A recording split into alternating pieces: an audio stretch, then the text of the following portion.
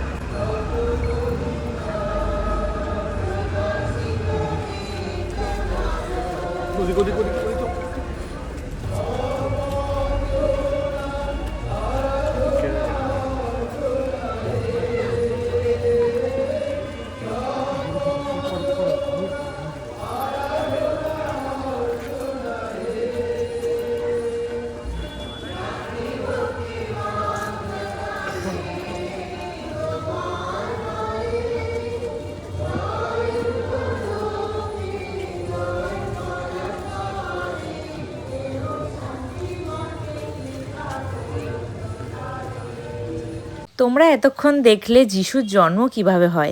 এটা প্রতি বছরই আমি আসি, কিন্তু কোনো বছরই আমার দেখা হয়নি। এই বছর আমি একটু আগে এসেছিলাম, তাই এটা দেখতে পেলাম, তাই ভাবলাম তোমাদের সাথেও এটা শেয়ার করি। আর এটা হচ্ছে আমাদের বারুইপুর চার্চ। আমি যদিও খ্রিস্টান নই, বাট আমার প্রতি বছরই এখানে আসতে খুব ভালো লাগে। দেন আমরা খেয়ে নিচ্ছিলাম বেরিয়ে একটু পাপড়ি চাট। এখানে কিন্তু প্রেয়ারের পরে ওরা কফি আর কেক দেয়। এবছর যেহেতু আমরা পাটুলি আসবো ঠিক করেছিলাম, সেই কারণে আমরা আর ওয়েট করিনি, আমরা বেরিয়ে পড়েছিলাম। তো দেখতেই পাচ্ছ পাটুলিটা কত সুন্দর সাজিয়েছিল, আমার তো খুবই ভালো লাগছিল। পুজোতেও মনে হয় এত ভালো সাজায় না। দেন আমি আর সোনু একটু গল্প করে নিচ্ছিলাম, তারপরে আমরা অর্ডার দিয়ে নিয়েছিলাম জিভে জল থেকে কাবাব প্লেটার। আমরা এখানের কাবাবটা খেতে খুব ভালোবাসি, তোমরা সবাই জানো। তো সোনু বললো যে আজকে কাবাব প্লেটার নিই, অনেক রকমের কাবাব পাবো। তো সেই জন্য আমরা এটা নিয়েছিলাম, খুব ভালো টেস্ট ছিল কাবাবগুলো, নো ডাউট। দেন আমরা একটু পাটুলিটা হেঁটে ঘুরে দেখছিলাম, এত ভালো সাজিয়েছিল, ওখান থেকে তো আসতে ইচ্ছাই করছিল না।